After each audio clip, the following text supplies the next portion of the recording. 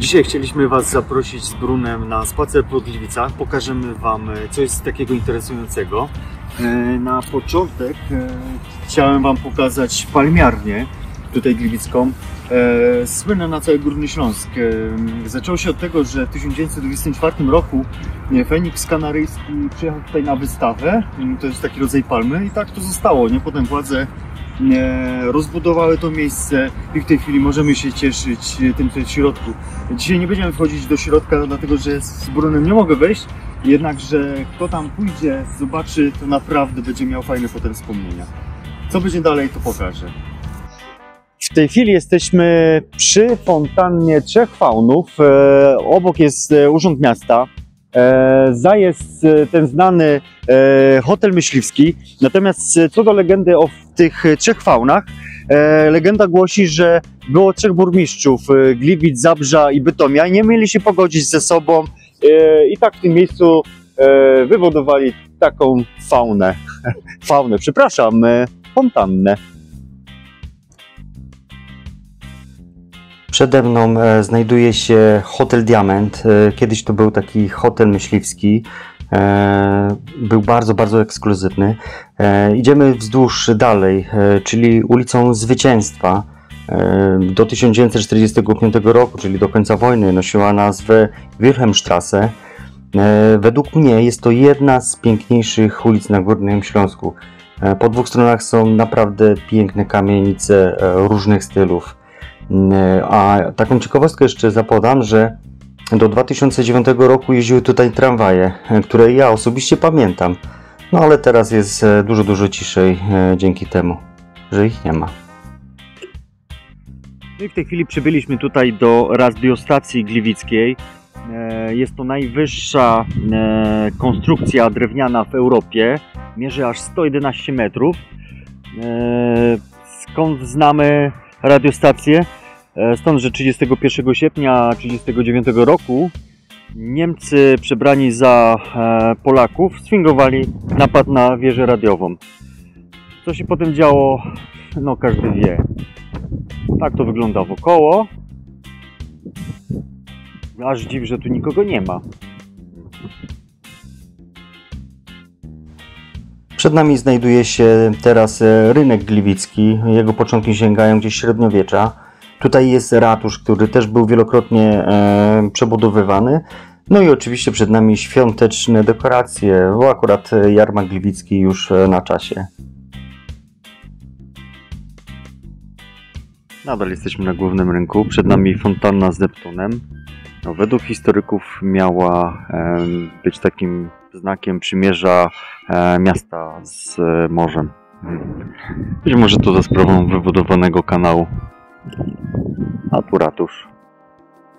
Nie każdy wie, ale słynny wynalazca kremu Nivea, Oskar Tropowic, mieszkał właśnie w jednej z tych kamienic wychodzących z rynku w Gliwicach. W tej chwili jesteśmy na ulicy Górnych Wałów.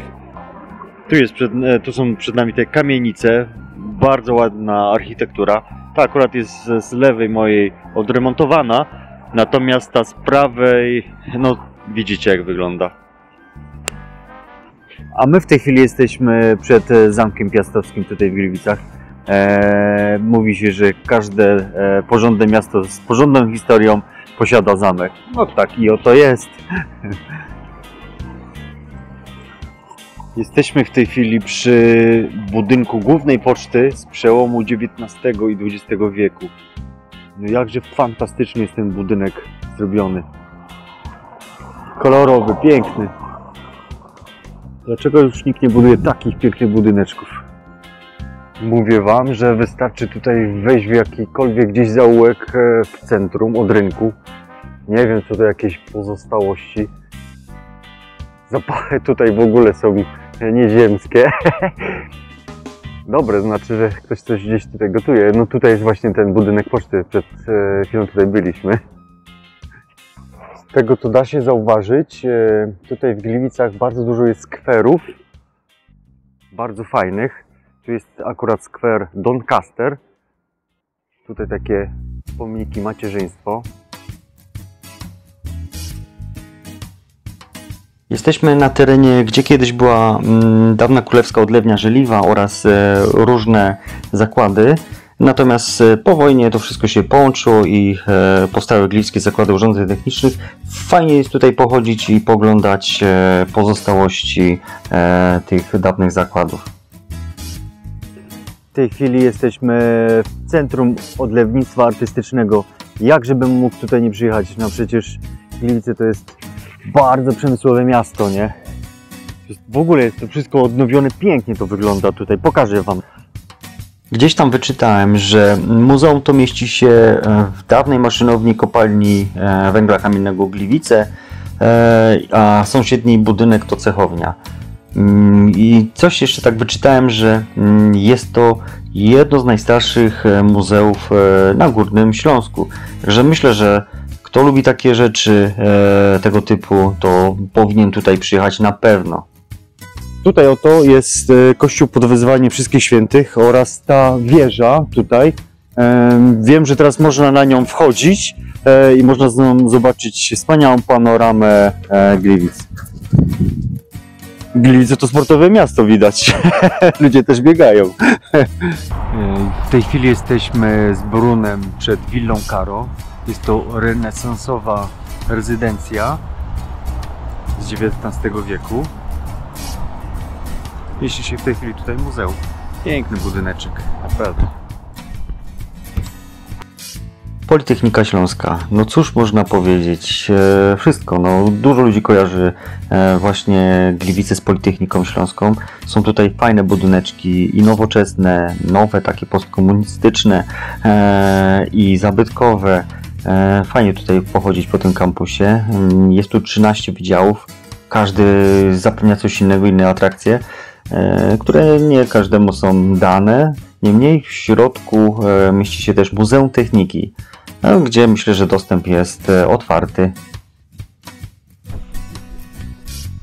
A w tej chwili jesteśmy na Moście Miłości. Kto powie, że w Gliwicach nie ma miłości? Tutaj pozostawione są różne kłódki, kłódeczki. Tu jakiś motocyklowy tłoczek. No pięknie, pięknie.